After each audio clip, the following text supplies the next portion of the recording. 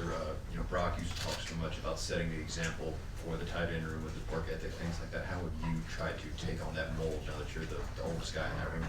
Yeah, I mean, just kind of taking the things I've learned from my freshman and sophomore year and watching Brock and Darnell practice and just kind of the standard that we hold here and kind of really just, making sure you're at the front of every line and kind of giving your all every rep you take out there, and whether it's Indy or in a team run period or anything, and just kind of, being coachable and things like that. Does it feel strange that you're all of a sudden the oldest guy here after being behind Brock talking about basketball years? Yeah, it's crazy. I remember right when I got here my first spring and how crazy that is for a freshman to go through. So I kind of know what all those guys are going through and how they're feeling. But it's definitely it's different to be on the other side of things finally. Yeah, how have you seen Carson grow and change from last spring where he was competing to be the starting quarterback to this spring where he is obviously the entrenched starter? Yeah, I mean, I think it's just he's getting more comfortable every time you're out there with him. And I mean, he looks like he's just having fun and just being him, and he's making crazy throws that everyone knew he could always make. But now I think he has like the confidence to finally do that every play, and like he already had that. But I mean, it's just more comfortable, and it's his offense, and he's leading it, and you can tell he is. Oscar, what are your early impressions of Jaden and Colton? And just, you talked about what it's like as a freshman. What kind of advice do you have for those guys going through their first spring? Yeah, I mean, it's a lot coming at you with our offense and everything. And I just remember when I went through that and how I felt and how it was, and they're doing really well. I mean, they're coming in, they're watching film, they're learning. It's not easy as a freshman, but they're going to be really good players.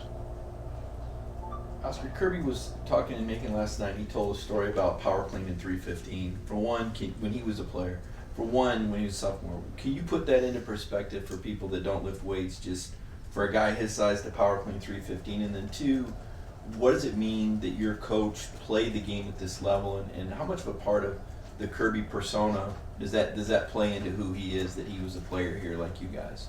Yeah, I mean, for the first part of the question, I mean, that's a crazy amount of weight to be thrown around and thrown on your shoulders. And I mean, we've got, for instance, I mean, there's a lot of schools around the world where linemen are barely doing that. So I mean, that's crazy for a guy that size doing that.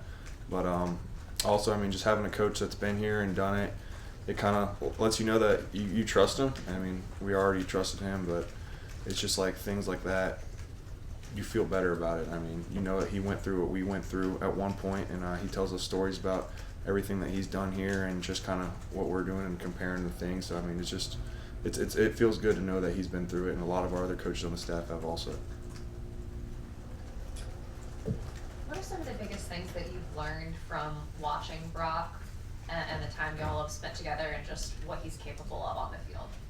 Yeah, I mean, I think the biggest thing that I've taken away from him and things that he's taught me is just like, I've never seen the guy really take off a play, and I think that's the way that you need to practice here and how to grow as a player, and that's kind of why he did the things he did. I mean, he never wasted a play or wasted an opportunity, and he always made the most of everything. Obviously, y'all are adding another tight end to the room after the spring. Just what have your impressions been, watching the highlights, I assume, and then what have your interactions been like with Ben? Yeah, I mean, I met him briefly when he was on his visit here, so he seemed like a super cool dude. I'm excited to get to know him.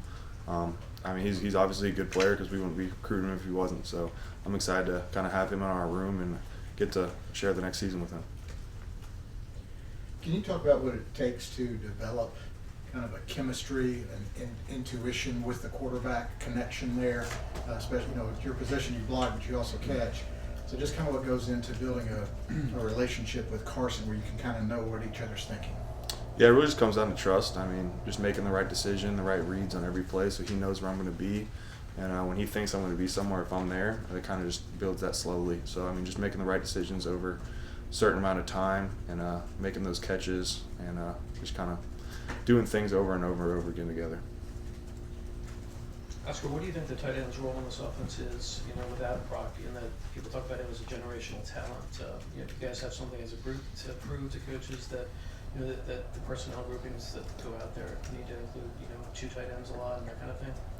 I mean, I think it's kind of just been our new standard here in the tight end room. I think Brock helped set that, and I think that we got to definitely uphold it, but the coaches aren't treating us any different. I mean, we're doing the same things that we've been doing the previous seasons and what they've been telling us since we got here. And we just got to keep making plays and doing things that we know we're capable of that all the coaches know we're capable of also, and I think that it's going to be pretty much the same. I mean, just, you know, we're a passing offense, and they like the tight ends a lot, and we're going to go a lot of 12 personnel hopefully this year and continue that, and I don't see any change.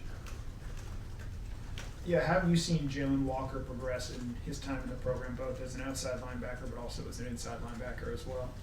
Yeah, I mean, he's a freak athlete. I mean, you can put him anywhere on the defense, and he's going to make plays. I really don't even know where he's at half the time because he's moving around and always doing things like that. But he's just such a talented player, and he's going to be really good this year for us. And just like I said, you can put him anywhere. And what he's done at outside linebacker, on the D-line or D-end, he's doing that everywhere. So he's going to be a really good player for us this year. What have you seen from Pierce Berlin, and what did you say to him when he told everybody he basically had to hang up his cleats? Yeah, I mean, it's heartbreaking. I mean, a guy that we kind of consider our brothers, I mean, we're with every single day. And I've known Pierce for a while, and to kind of hear that, it really sucked, and it was really shocking. I don't think anyone was expecting it.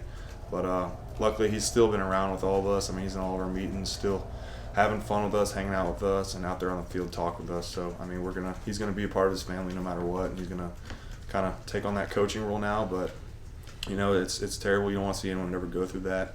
But, I mean, I think it was the right decision that he had to make with his family, and we're just glad to still have him out there with us.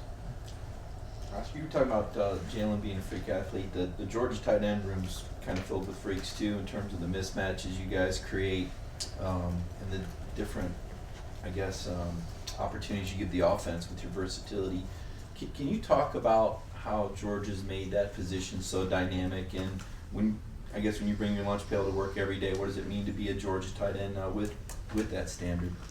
Yeah, I mean, I think it just comes down to all the guys that the coaches recruit to come play tight end here. I mean, they know that we can all run and catch, and we can also get down on the offensive line and block those big guys. So, I mean, it really all, in my opinion, starts with how physical we are and how well we block, and we kind of earn all the extra, the catching and running routes. That's like extra fruits of the labor. But, you know, I mean, we got guys in that room that can do anything, and the coaches know that, so they're going to use us for everything. Oscar, as one of the older guys this year, what are the things you want to improve on during the spring? What are the areas you're really focused on to try to get better before spring practice ends? Yeah, I mean, really everywhere, but I mean, mainly I've been focused on just being more consistent catching the ball, and you know, the yards after catch and just fighting through contact, thing like that. I also want to just clean up my footwork even more in the run game and my pad level and play with my hands, just making sure I run through contact. So I mean, really everything, but probably the most I've just been working on getting on the jugs machine, just being more consistent catching the ball in those contested catches.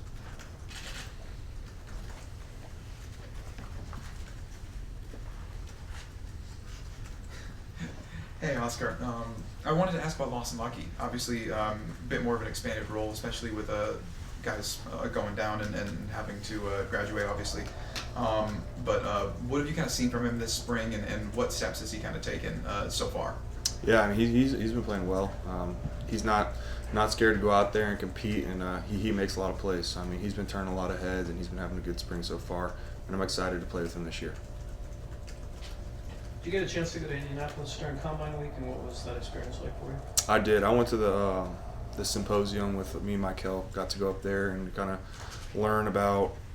It was more of a kind of what to know or what to get ready for next year or the year after that. Whenever either of us kind of hopefully can decide to go up for that, and just kind of the questions to be prepared for, and just kind of how to really be prepared for that next level and what to do with kind of all the financial and just the smarts of it all. So it was really cool to get up there and kind of see some of the guys, but we were mostly just with other college athletes that were up there. So it was really cool to get to go up there and kind of talk to some of those people that you see on TV and you hear about. So it was really fun. So we've been told a lot about Jared Wilson's athleticism and stuff like that. We were also told by Smart you might be faster than a couple of you guys tight ends. Have you guys threatened to or tried to race him yet? And if so, who maybe came out on top in that? No, I mean, he's definitely fast, but I don't think he's got any of the tight ends yet. I mean, I see him out there hitting crazy numbers on the GPS for a lineman, and he's fast. I mean, he's definitely run faster than some of us maybe on some certain practice days, but I mean, he's going to be a really good player for us, but I don't know if he's got any of us yet. One more question. What is it like going up against Chaz Chambliss, and what kind of challenges does he give you when you know that's your guy to pick up? Yeah, I mean, you know, every time you're going against him, you're getting his best effort. He's going 100% every time you're going against him. So you got to be ready and bring it all with you every time you go. I mean, he's a really good player also. He's a competitor, and he does not like losing reps. So you got to be ready every time you're going against Chaz. Thank you, Oscar. Thanks, Oscar. Thank you. There you go.